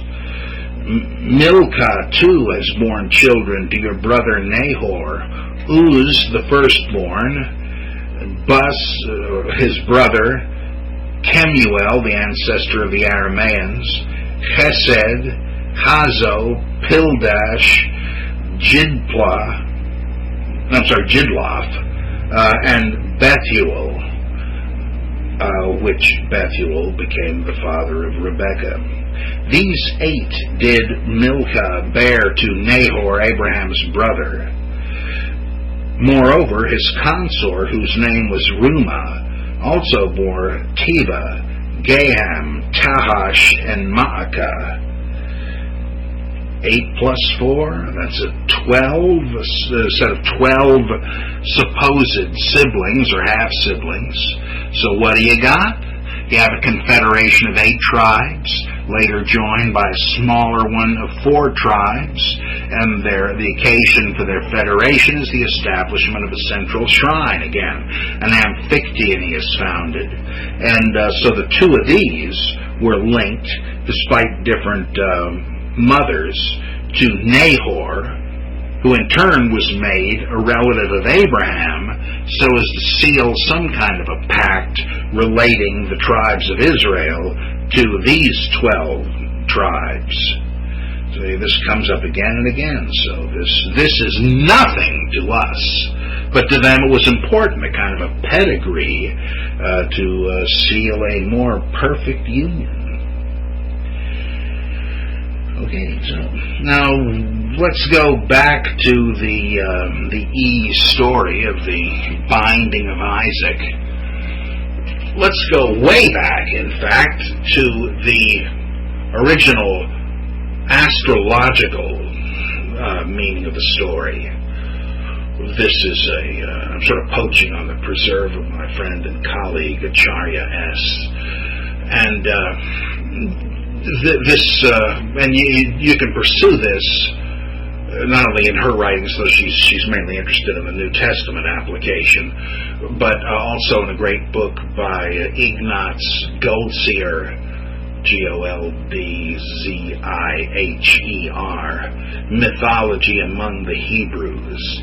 Oh man, what a great book.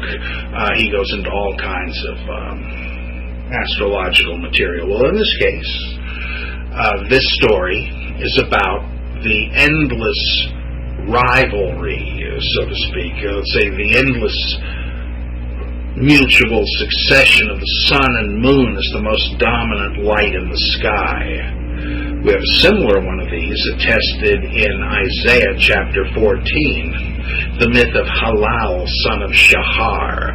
Halal meaning the morning star, the son of the dawn goddess Shahar. And in that one, you'll remember, Halal is getting too big for his britches. He's feeling his oats, and he decides he will become the most brilliant object in the sky, as he is for a short interim. The morning and the evening star, the brightest object for a certain window of time, right? That's what made him so cocky. And he says, I will ascend to the heights and become like Yahweh, and so on. Who's here is somehow associated with the sun.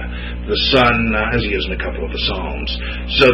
But he falls, because as soon as the sun appears, that's it. You can't even see Venus anymore. Here we have a similar, but it happens again and again, and you see him making the most of his brief tenure, and then he's gone. Same thing, the repetition of the replacement of the sun by the moon, and the moon by the sun, and the sun by the moon, etc. It's as if they are perpetually struggling for dominance, and one has the upper hand now, and the other one has the upper hand later, and so on. Abraham is the moon. He would like to destroy the sun and reign in the night sky unopposed. In the story, that is Father Abraham trying to kill Isaac, who is the sun. He who sits in the heavens laughs. And he almost does it for hours in the night sky. The moon is by far the brightest. But finally, can't do it. Finally, the moon is is toppled from dominance, and the sun escapes and becomes dominant. That is the release of Isaac from the altar. But it's going to happen again and again. If you remember a Star Trek Next Generation episode, they came up with another version of this myth, and where at first they were being taken over by some sort of a spacecraft from an ancient civilization that was sending information about their perished culture and causing the holodeck mechanism to translate various objects and relics from their database into three-dimensional objects to kind of recreate a piece of their civilization.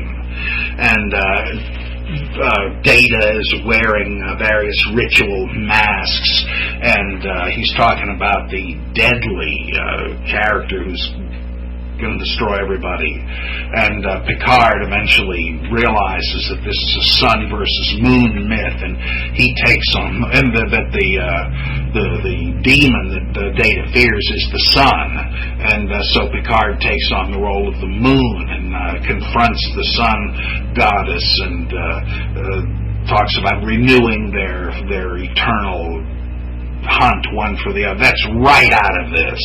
That's exactly the idea of the original meaning of the binding of Isaac. Abraham the moon, Isaac the sun.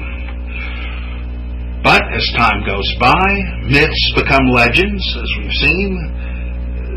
Samson, by the way, originally another sun god who gets demoted to mortality and becomes a heroic demigod. Well, in this case, once this story becomes a legend, it becomes a ceremonial legend. It is now an object lesson in religious reform. The point of this story is to negotiate and to propagate a major change from infant sacrifice to animal sacrifice in its stead. Let's see if we can find the passages to compare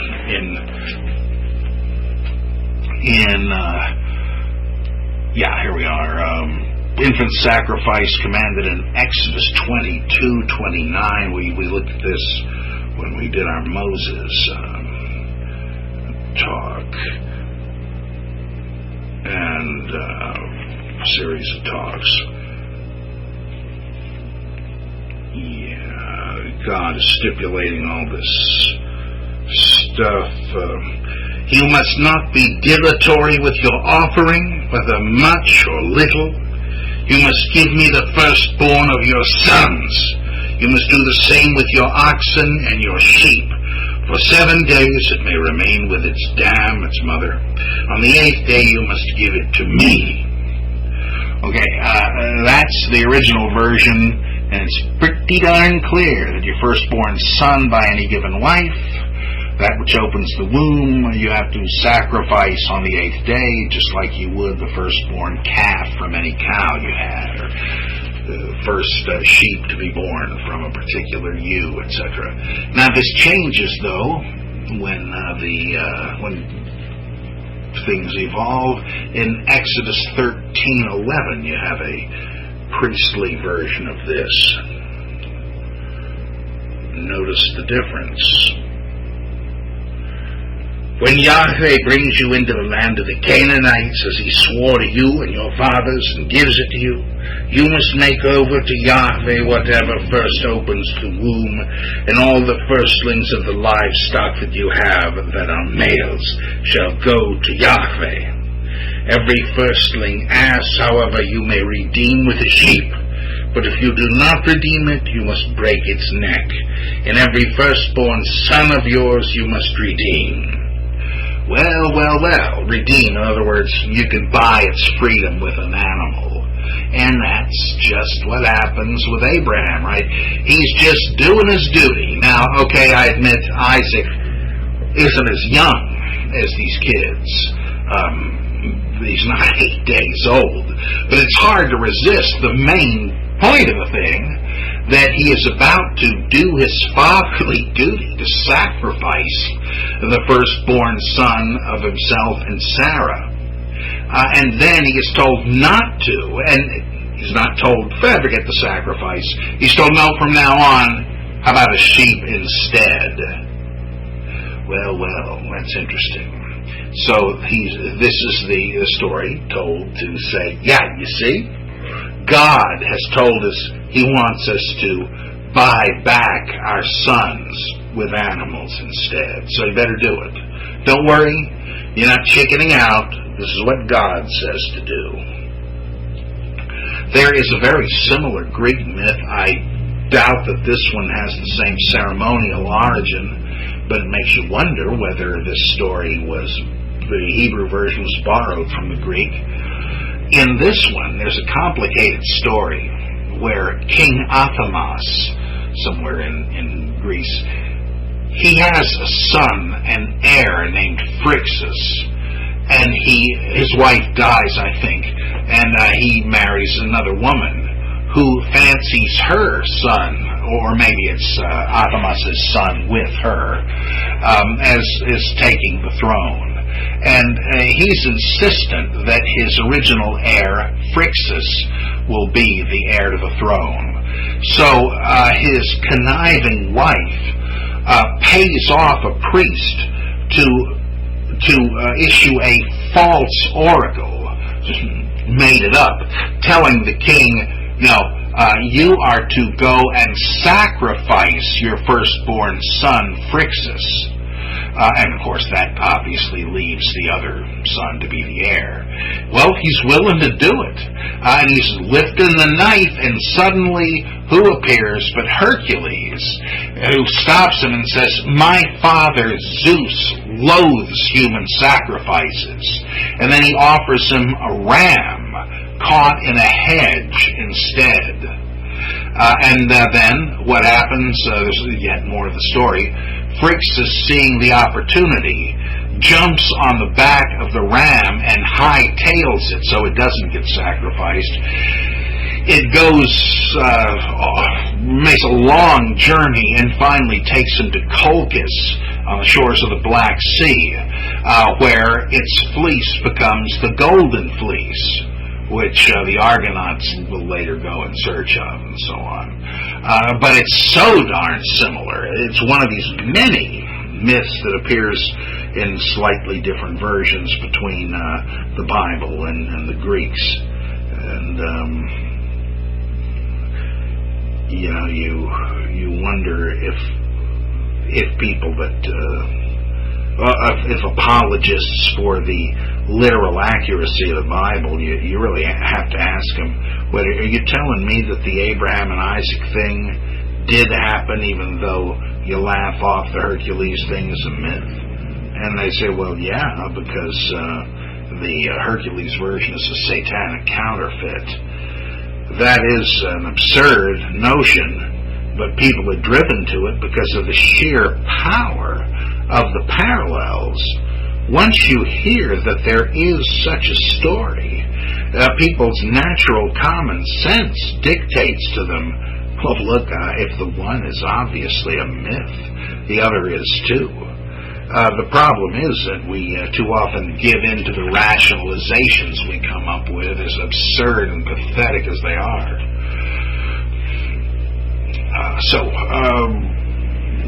There's the sacrifice and such. Let me go back and just indicate to you where I believe interpolations have been made in Exodus 22.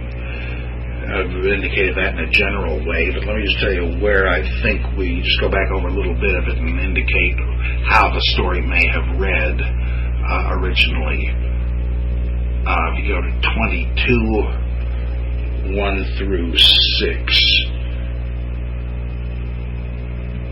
I have the wrong book. I've got Exodus 22 in front of me. No wonder it looks a little odd. Yeah, 22, yeah. Sometime after this, God put Abraham to the test. Abraham, he said, here am I. He said, take your son, he said, your only son whom you love, Isaac, and go to the land of Moriah. There offer him as a burnt offering on one of the hills which I shall designate to you.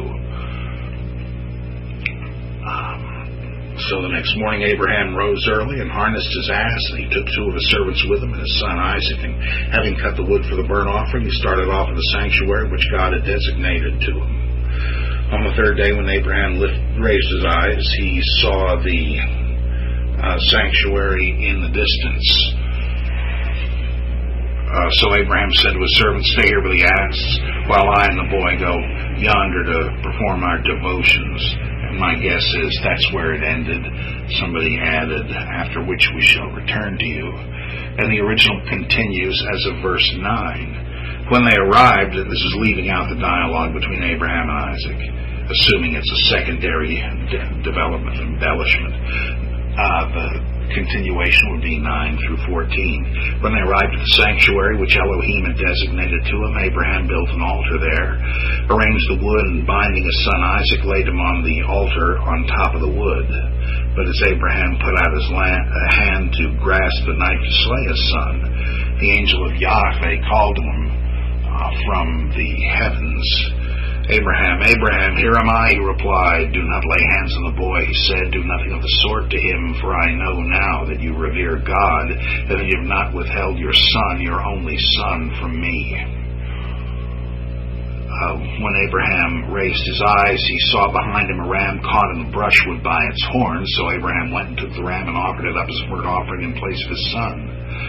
Then Abraham called the name of the sanctuary Yahweh Yireh, which is today interpreted as "at the hill of Yahweh provision is made."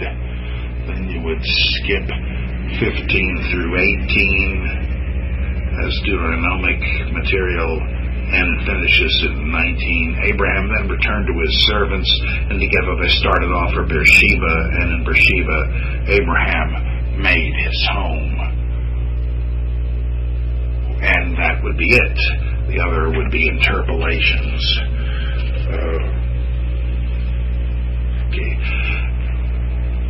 There is no reason to believe that any of this happened, of course. It is all legend aiming at one thing or another. Let's take a fast look at a couple of less interesting things, but just to say we have looked at them. How about in 23? The length of Sarah's life was 127 years. This is priestly material now. In fact, this whole chapter is priestly, even though it's a little longer than our usual summaries. Sarah died at Kiriath Arba, that is Hebron, in the land of Canaan, and Abraham proceeded to weep and wail for Sarah. Rising from the side of his dead, Abraham said to the Hittites, "Since I am an immigrant and a serf under you, give me some property with you as a burial ground that I may inter my dead." The Hittites answered Abraham, "Listen, sir, you are a mighty prince among us. Bury your dead in the choicest of our sepulchres. None of us will deny you his sepulchre for the burial of your dead." Abraham rose, and bowing to the Hittites, the natives of the land, he said to them, "If your consent to the burial of my dead is assured, listen to me. Approach Ephron, the son of Zohar, on my behalf, that he may give me the cave of Machpelah, which belongs to him, on the edge of his field. Let him sell it to me in your presence for its full value as a burial ground of my own." Now Ephron was sitting among the Hittites. So Ephron the Hittite answered Abraham in the hearing of the Hittites, namely all those accustomed to enter the gates of his city, "Not at all, sir. Listen to me. I make you a present of the field. I make you a present of the cave as well. In the presence of my fellow countrymen I present it to you. Bury your dead in it." Bowing to the natives of the land, Abraham said to Ephron in the hearing of the natives of the land, "If really you are so obliging, please listen to me. I offer you money for the field. Accept it from me, that I may bury my dead there." Ephron answered Abraham, "Sir, listen to me. A piece of land worth 400 shekels of silver, what is that between us? Bury your dead in it." So Abraham accepted Ephron's terms, and Abraham paid over to Ephron the sum which he had named in the hearing of the Hittites 400 shekels of silver of commercial standard. Thus the field of Ephron at Machpelah, which faces Mamre, the field together with the cave in it and all the trees that were in the field throughout its whole area, was conveyed in the presence of the Hittites, namely all those accustomed to enter the gates of his city, to Abraham as his property. Following that, Abraham buried his wife Sarah in the cave in the field of Machpelah, facing Mamre, that is Hebron, in the land of Canaan. Thus, the field with the cave that was in it passed from the possession of the Hittites to that of Abraham for use as a burial ground. It certainly seems like this was put about to either forestall or to settle disputes in later time as to who owned this. Otherwise, it's hard to see the point, and it certainly is not that interesting in its own right.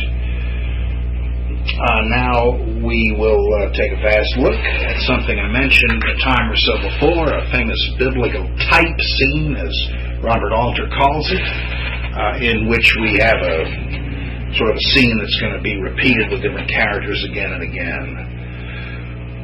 This is Genesis 24. Now that Abraham was old and well advanced in life, having been blessed by Yahweh in all things, and this one is a J story, Abraham said to the oldest slave of his household, who had charge of everything that belonged to him, "Put your hand under my thigh while I make you swear by Yahweh, the God of the heavens and the earth, that you will not marry my son to a daughter of the Canaanites among whom I am living, but that you will go to my own land and kindred to get a wife for my son Isaac." Where does he put his hand? Under his thigh? Well, probably under his penis. That's another one of these tactful euphemisms. Minimize the snickering of the young when these things were read as liturgical selections in the synagogue, something like that. The slave said to him, "Suppose the woman is unwilling to follow me to this land. Am I to take your son back to the land that you left?" Abraham said to him, "See to it that you do not take my son back there. It was Yahweh, the God of the heavens, who took me from my father's home and the land of my birth, who spoke to me and made me this promise. It is to your descendants that I'm going to give this land. It is he who will send his angel ahead of you, so that you shall get a wife for my son there. But if the woman should be unwilling to follow you, then you will be absolved from this oath to me. Only you must never take my son back there." Does he hate the place? Well, he doesn't really say. I think the point is, God told me we would have our legacy here, so I'm not going to negate that by having you take my son to resettle there if the woman won't come. No, that's not going to work. Verse 9, "So the slave put his hand under the thigh of his master Abraham and swore to him to this effect. The slave took 10 of his master's camels and set out on his journey, taking with him all kinds of valuables from his master. He started off and eventually arrived at Aram Naharaim, the city of Nahor. Aram implies it's Syria. Toward evening, at the time that the women came out to draw water, he made the camels kneel by the well outside the city. 'O Yahweh, the God of my master Abraham,' he said, 'pray give me success today, and so be gracious to my master Abraham. Here I am taking my stand beside the spring as the daughters of the townsmen come out to draw water. Let the girl then, to whom I say, would you please let down your pitcher for me to drink, and who says, drink and let me water your camels as well, let her be the one whom thou hast allotted to thy servant Isaac. By this I shall be assured that thou wilt really be gracious to my master.' Before he had finished speaking, out came Rebekah, the daughter of Bethuel, the son of Milcah, the wife of Abraham's brother Nahor, with her pitcher on her shoulder. The girl was very beautiful, a virgin with whom no man had ever had intercourse. She went down to the spring to fill her pitcher, and when she came up, the slave ran to her and said, 'Will you please let me drink a little water from your pitcher?' "Drink, sir," she said, and quickly lowering the pitcher to her hand, she gave him a drink. When she had finished giving him a drink, he said, "For your camels, too, I will draw water until they finish drinking." So she quickly emptied her pitcher into the trough and ran back to the well to draw more water. Thus she drew water for all his camels, while the man gazed after her, eager to learn whether Yahweh had brought his errand to a successful issue or not. Accordingly, as soon as the camels finished drinking, the man took a gold ring weighing half a shekel and put it in her nose, as well as 2 gold bracelets weighing 10 shekels on her wrists. And they said, "Whose daughter are you? Pray tell me, is there room in your father's house for us to spend the night?" "I'm the daughter of Bethuel, the son of Milcah, whom she bore to Nahor," she replied. "We have plenty of both straw and fodder," she added, "and there is also room to spend the night." Thereupon the man bowed in homage to Yahweh and said, "Blessed be Yahweh, the God of my master Abraham, who has not failed to be gracious and true to my master. I am on the right road.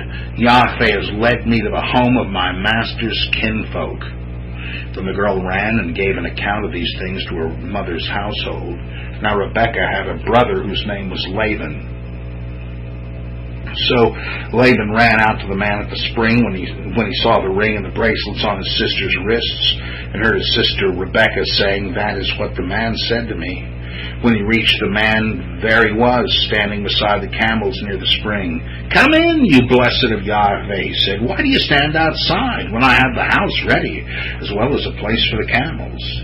So he brought the man into the house and unharnessed the camels. He brought straw and fodder for the camels and water for him and the men that were with him to wash their feet. Food was then set before him to eat, but he said, "I will not eat until I have told my story." "Say on," he said. So he said, "I am Abraham's slave. Yahweh has richly blessed my master, so that he is a great man. He has given him flocks and herds, silver and gold, male and female slaves, camels and asses. Now Sarah, my master's wife, after she was quite old, bore a son to my master, and to him he is leaving everything that belongs to him. My master made me take this oath. You must not marry my son to any daughter of the Canaanites in whose land I am living, but you must go to my father's home and my own kindred to get a wife for my son." I said to my master, "Suppose the woman will not follow me." He said to me, "Yahweh, in whose favor I have lived, will send his angel along with you and will bring your errand to a successful issue, so that you shall get a wife for my son from my own kindred in my father's home. Then you shall be absolved from the oath to me when you come to my kindred. If they refuse you, you shall be absolved from the oath to me." So today, when I came to the spring, I said, "O Yahweh, God of my master Abraham, if thou wouldst really bring success to this errand in which I am engaged, grant that, as I stand behind the spring, the girl who comes out to draw water, and to whom I say, 'Would you please give me a little water to drink out of your pitcher?' And who says to me, 'Not only drink yourself, but let me draw water for your camels as well,' let that woman be the one whom Yahweh has allotted to my master's son." Before I could finish my meditations, out came Rebekah with her pitcher on her shoulder and went down to the spring to draw water. So I said to her, "Will you please give me a drink?" Whereupon she quickly lowered her pitcher from her shoulder and said, "Drink, and let me water your camels as well." So I drank, and she gave the camels a drink too. Then I asked her, "Whose daughter are you?" And she said, "The daughter of Bethuel, the son of Nahor, whom Milcah bore to him." Then I put the ring in her nose and the bracelets on her wrists, and I bowed in homage to Yahweh, blessing Yahweh, the God of my father Abraham, who had led me by the right road to get the daughter of my master's kinsman for his son. Now then, tell me whether you are ready to treat my master kindly and honorably or not, so that I may turn one way or the other." Laban and Bethuel answered, "This is Yahweh's doing. We dare not answer you adversely or favorably. Here is Rebekah for you. Take her and go. Let her become the wife of your master's son, as Yahweh has signified." As soon as the slave of Abraham heard these words, he bowed to the earth before Yahweh. The slave then brought out articles of silver and gold and clothing, which he gave to Rebekah. He also gave costly presents to her brother and mother. Then he and the men that were with him had something to eat and drink and retired for the night. When they rose the next morning, he said, "Let me go to my master." But her brother and mother said, "Let the girl stay with us a while longer, or at least 10 days, after which she may go." "Do not hinder me," he said to them. "Since Yahweh has brought my errand to such a successful issue, let me go that I may return to my master." "We will call the girl and consult her wishes," they said. So they called Rebekah and said to her, "Will you go with this man?" "I will," said she. So they let their sister Rebekah go, and her nurse, and Abraham's slave and his men. They blessed Rebekah, saying to her, "May you, our sister, become 1,000 myriads, and may your descendants conquer the cities of their foes." Then Rebekah started off with her maids, and riding on the camels, they followed the man. Thus the slave took Rebekah and departed. Now Isaac had moved from the neighborhood of Beer-lahai-roi, and was living in the land of the Negev.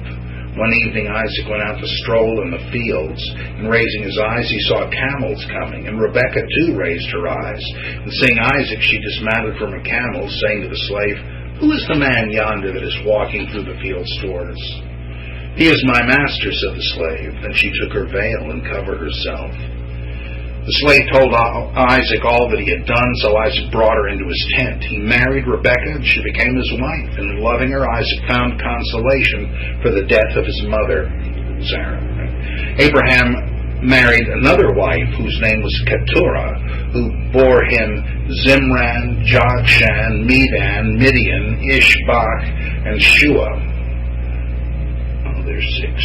Jokshan was the father of Sheba and Dedan. Those are Arabic tribes. The descendants of Dedan were the Ashurim, the Latushim, and the Leumim. While the descendants of Midian were Ephah, Epher, Hanak, Abida, and Eldah. All these were Keturah's children. To Isaac, Abraham gave everything that he had, while to the children that Abraham had by consorts while he was still alive, Abraham gave presents and sent them away eastward to the land of Kedem, so that they might not interfere with his son Isaac. Well, that's a good idea given the whole Lot fiasco, right? And here again, we don't know or need to know any more about these individual names, except that they too represent tribes who federated together under the fiction of being all offspring of the sons of one single man, and they wanted then to relate to the Israelite tribe, so they said that man was related to Abraham, etc. And Keturah, they would have been perhaps matrilocal or matrilineal, I forget all that stuff, using the connection to Abraham through a second wife as the result. Perhaps they had a matriarch, a legendary one named Keturah, and simply posited that she had married Abraham after Sarah's death. Well, this type story again appears in Exodus. We've already seen that when we did that book where Moses is taken on the lamb from Yul Brynner and winds up in Midian and saves the day for the defenseless daughters of Jethro and winds up marrying into their family and so on. And there are various other versions of this, perhaps the most important being the one in John chapter 4, because certainly the Samaritan woman is an example of this one. All right, the business of her being sent to tell others, and they come to believe in this man who is sitting at the well and asks